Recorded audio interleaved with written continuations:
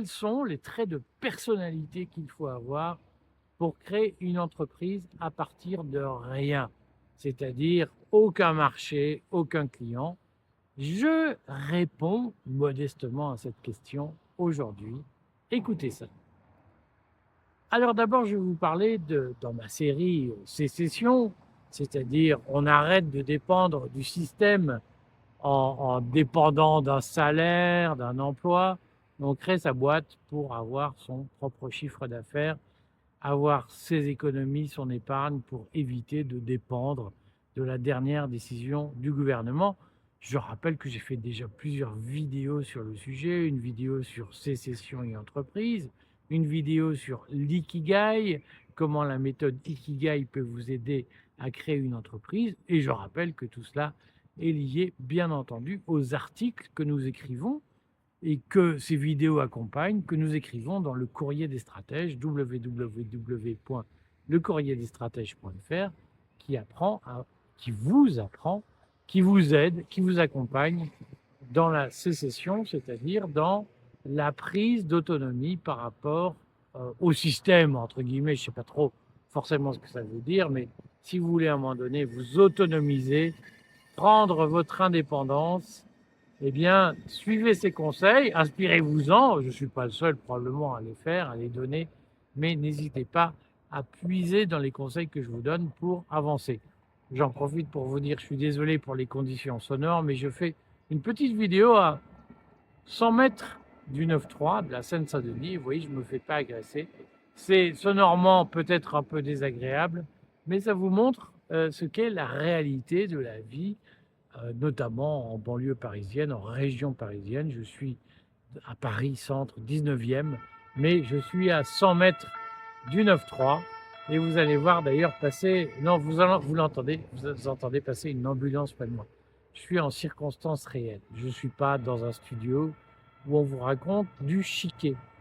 Alors, je vous explique ce que je crois nécessaire pour créer une entreprise. Je rappelle les émissions que j'ai faites sur ce sujet. Donc moi, je suis libertarien, je suis partisan de la sécession.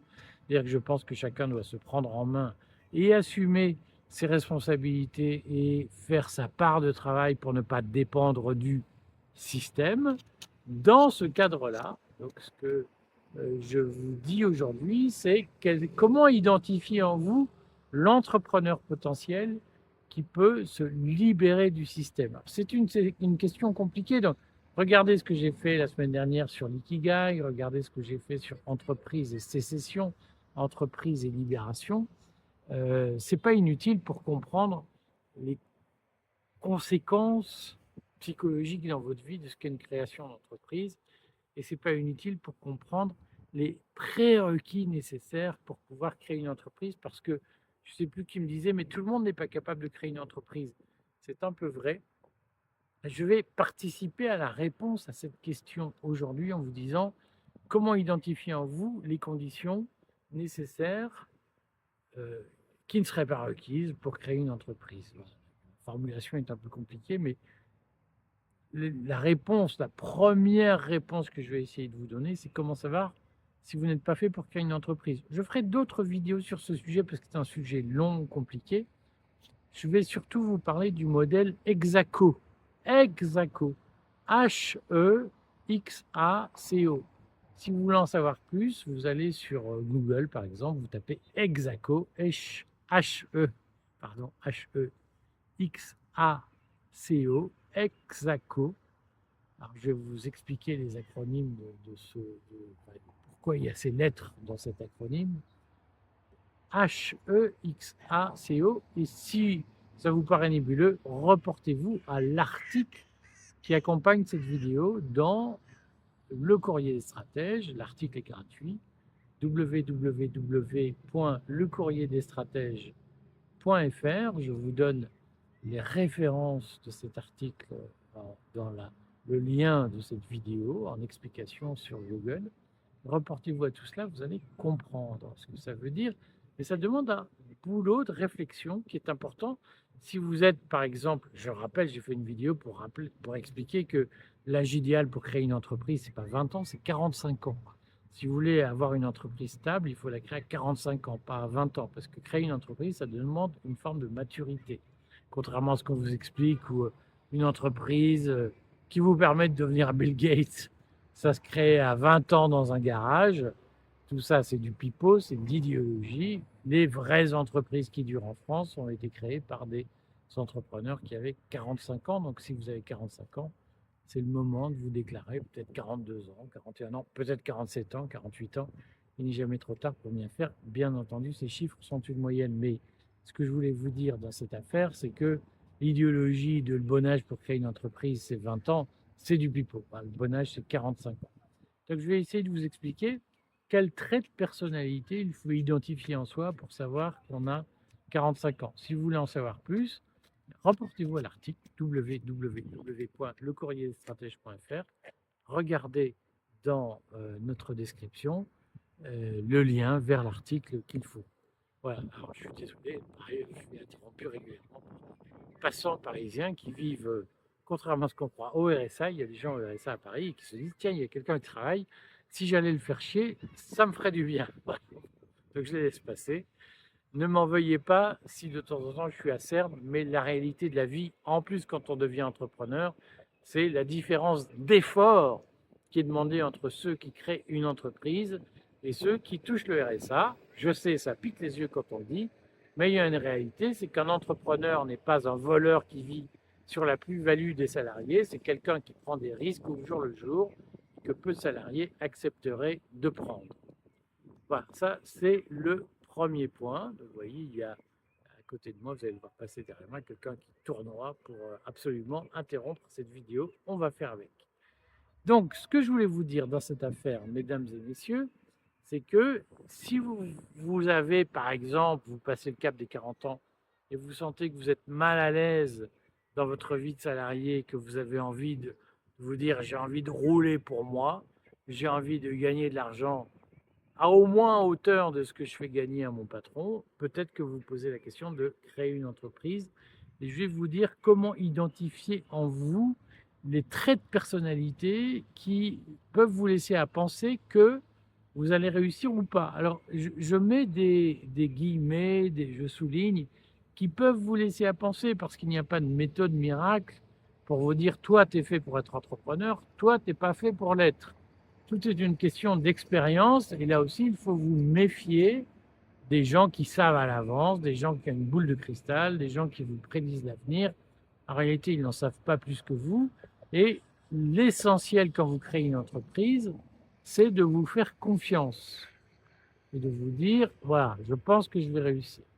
La difficulté, c'est que se faire confiance, c'est interprété de façon très différente selon les personnes, selon les personnalités. Ça, c'est un handicap. Je vais essayer de vous éclairer un peu sur ce sujet, mais tout de suite, je vous donne une astuce. C'est que si vous doutez, mais je ne sais pas, c'est compliqué, même si vous ne doutez pas d'ailleurs, allez faire un test, c'est gratuit, je pense, sur Internet. Un test au titre du modèle Hexaco, H-E-X-A-C-O,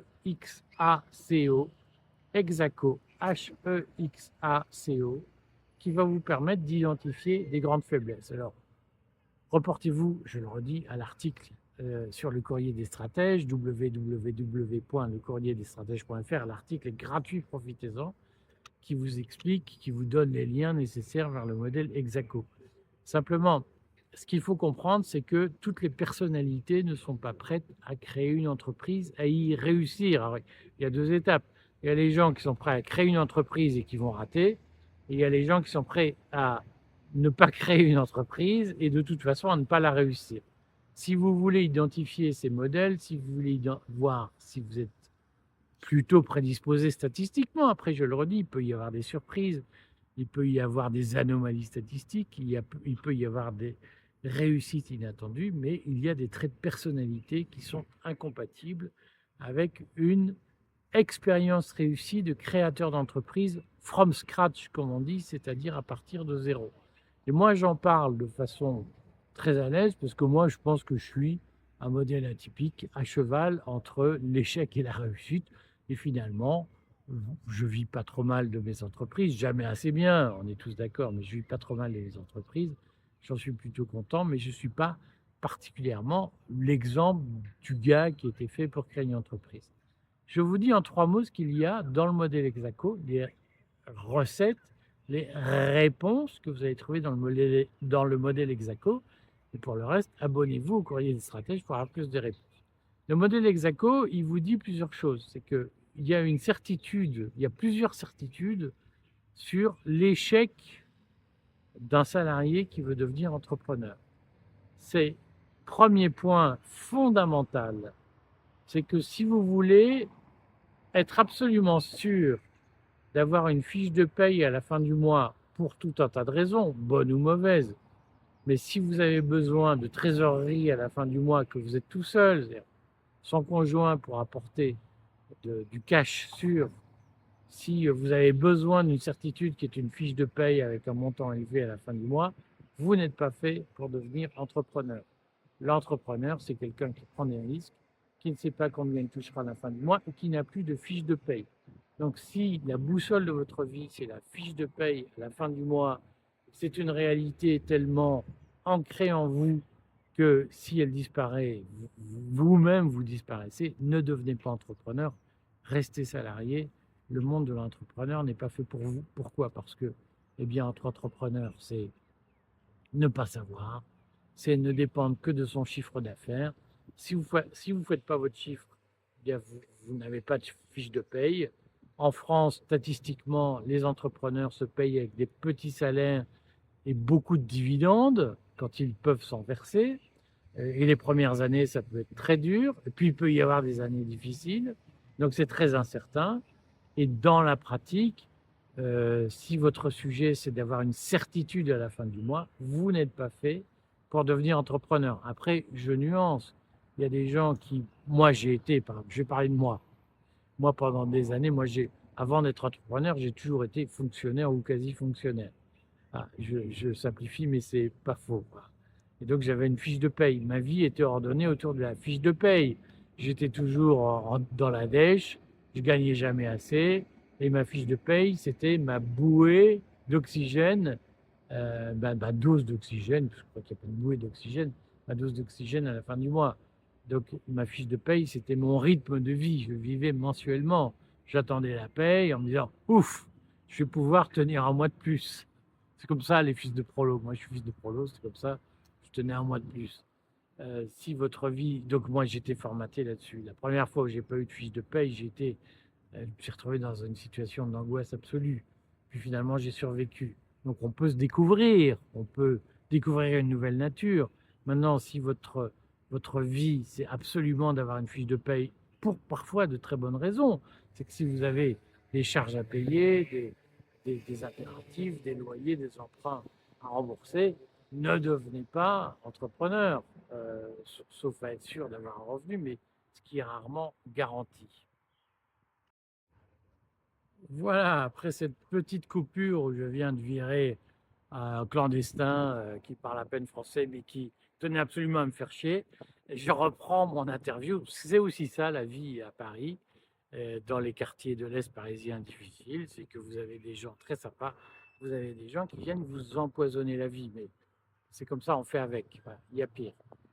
J'ai fait une tirade sur les gens qui ont besoin de certitude, de fiches de paye, d'un monde très carré, d'une prévisibilité absolue. Si c'est votre cas, eh bien, ne devenez surtout pas entrepreneur parce que vous allez souffrir. Un entrepreneur, il ne sait jamais à l'avance ce qu'il va gagner ou perdre. Et peut-être qu'il peut un mois gagner beaucoup d'argent et un autre mois en perdre beaucoup. Donc, si votre sujet, c'est d'avoir une ligne très stable, très sûre, ne devenez pas entrepreneur. C'est pas fait pour vous. Alors, quand je dis si votre sujet, c'est ça, il faut vraiment que ce soit névrotique, il faut que ce soit maladif. Après, moi, je me souviens, la première fois que j'ai pas eu de fiche de paye, j'étais très angoissé. Et puis finalement, ça m'est passé. Il y a un moment où moi, j'ai commencé en 2011, donc ça faisait 20 ans que j'avais une fiche de paye à la fin du mois. La première fois où vous dites ah j'ai pas de fiche de paye sur le mois 6, ça vous pique les yeux. Puis il y a ceux qui s'en remettent, ceux qui s'en remettent pas. Si vous vous en remettez jamais, si vous pensez que vous ne vous en remettrez jamais, mais Si vous ne l'avez pas fait, vous ne pouvez pas savoir. Si vous pensez que vous ne vous en remettrez jamais tellement c'est ancré en vous, ne devenez pas entrepreneur, ce n'est pas pour vous. Après, il y a plein d'autres critères, mais il y en a un. Donc, lisez l'article sur le courrier des stratèges que je mentionne en lien à cette vidéo sur YouTube. Après, il y a un autre critère sur lequel, que je crois très important, sur lequel je souhaiterais appeler votre attention, c'est celui de ce qu'on appelle dans les modèles anglo-saxons, dont le modèle Exaco. Je hausse un peu le ton pour que vous m'entendiez malgré le bruit du tram qui passe à côté, juste là, il y a un tram. Il y a un sujet sur lequel je veux appeler votre attention, c'est celui de l'agreeableness. Exaco, dans Exaco, il y a le A de agreeableness. Est-ce qu'on a envie de plaire à son prochain ou pas? Alors je le dis parce que souvent, un certain nombre de gens me disent « Ah, vous êtes un peu caractériel, un peu méchant. » Oui, je suis caractériel et méchant. Je le reconnais tout à fait. C'est une vertu de chef d'entreprise. Si vous voulez, chef d'entreprise, c'est très large. Ça veut dire plein de choses. Moi, je vous parle du fondateur d'une entreprise avec 5 000 € en poche, qui se lance et qui n'a personne pour l'aider. Ça a été mon cas. Si vous voulez réussir, il ne faut pas beaucoup d'agreeableness. C'est-à-dire qu'il ne faut pas être un mec sympa. C'est-à-dire que quand vous arrivez avec votre petite boîte devant des gens qui occupent le marché, ils vont tous vous dire « t'es nul, t'es incompétent, t'es un charlot, t'es un connard, t'es ceci, t'es cela ». Si tu veux faire ta place, tu payes ton prix, tu payes la corruption. Moi, j'en ai connu des mecs qui me disaient, à qui je demandais rien d'ailleurs, c'est ça le drame à un moment donné. Vous avez des mecs à qui vous demandez rien, qui disaient « Ah, mais je peux t'avoir un marché ». Je ferai toujours, je l'ai en tête, c'est 10 000 €. Je dis « Bon, un marché à 10 000 €, ça ne se refuse pas ». Et puis le gars vous disait « Oui, mais dans les 10 000 € que le mec va te payer, tu m'en dois 30%. C'est-à-dire que tu me fais de rétrocommission ». Là, le mec, je l'aimais bien. Je lui dis « Va te faire foutre ». Enfin, bon, puisque c'est comme ça, je te fais le chèque. C'est la dernière fois qu'on bosse ensemble parce que je n'avais pas besoin de son marché. Et puis finalement, je lui ai montré qu'on pouvait gagner plus d'argent que ce qu'il croyait, à ma manière. Bon, bref. Mais donc vous avez en France, il y a une mafia et l'acquisition des marchés, parce que nous ne sommes pas dans un monde de concurrence libre, nous sommes dans un monde de capitalisme et de connivence où les marchés s'échangent. Et donc vous avez toujours des mecs pour venir vous expliquer que si vous avez un marché, c'est que vous leur devez de l'argent. Alors, c'est dans leur tête, mais c'est comme ça. En plus, vous ne leur avez rien demandé. C'est eux qui viennent vous chercher en disant « Est-ce que tu veux tel marché ?» Tu dis « Pourquoi pas ?» Et ils disent « Ah bah donc tu me dois de l'argent. » Bon, c'est comme ça la France. Donc, il y a un système en France qui est fondé sur la mafia et sur si tu veux avoir bonne réputation, il faut que tu nous lèches les pieds, il faut que tu sois notre esclave, sinon on dira du mal de toi. Et il y a des gens qui détestent qu'on dise du mal d'eux. Alors, je vais vous dire, si vous détestez qu'on dise du mal de vous, vous allez avoir du mal à être un entrepreneur innovant. Alors, je mets tout de suite des limites dans ce que je viens de dire. Si vous reprenez une boulangerie à Brive-la-Gaillarde, tout le monde sait qu'en gros, vous allez vendre du pain, plus ou moins bon, et donc c'est normal que vous ayez envie d'être bien vu par les habitants de Brive-la-Gaillarde. Voilà. Parce que vous faites une activité qui est connue et qui ne pose de problème à personne et qui, au fond, n'est pas très innovante. Alors peut-être que vous allez faire un pain très innovant, peut-être que vous allez inventer des produits extraordinaires, mais sur le fond, vous êtes sur un marché connu. Maintenant, si vous êtes sur un marché absolument inconnu, qui est par exemple la mise en contact d'habitants de Brive-la-Gaillarde, je ne sais pas quoi, qui aiment la tarte tatin, et c'est un marché que personne ne connaît, il va vous falloir briser un certain nombre de tabous, de réticences. C'est une caricature, mais vous voyez ce que je veux dire. Et donc là, si vous avez envie d'être bien vu, eh bien l'entrepreneuriat, c'est pas fait pour vous. Si vous êtes très sensible à l'opinion qu'on a de vous, si vous avez envie de plaire à tout le monde, souvent entrepreneur, c'est pas un bon métier pour ce que vous avez. Et donc là, oubliez le métier d'entrepreneur. Alors, lisez l'article et les articles que je vais faire, parce que je vais probablement consacrer une vidéo particulière à ce sujet. Mais effectivement, être entrepreneur, c'est souvent être un pionnier. Et donc, ça signifie se faire détester par le système. Et si vous n'aimez pas être détesté, si ça vous angoisse qu'on ait une mauvaise opinion de vous, ne devenez pas entrepreneur, c'est probablement pas fait pour vous. Voilà. Voilà une rapide description. Prenez le temps d'approfondir si ça vous intéresse, de passer le cap de sortir du monde du salariat pour devenir entrepreneur, approfondissez ces questions parce qu'en réalité, le problème, je le répète, le problème d'un entrepreneur n'est pas de fabriquer des produits, c'est de les vendre. Un vrai entrepreneur, un fondateur d'entreprise, c'est pas quelqu'un qui fabrique des produits nouveaux, c'est quelqu'un qui vend des produits nouveaux qu'il a fabriqués. Et vendre, c'est un métier à part. Et pour vendre, il faut une constitution psychique particulière. Surtout si vous créez une entreprise à partir de rien sur des marchés nouveaux.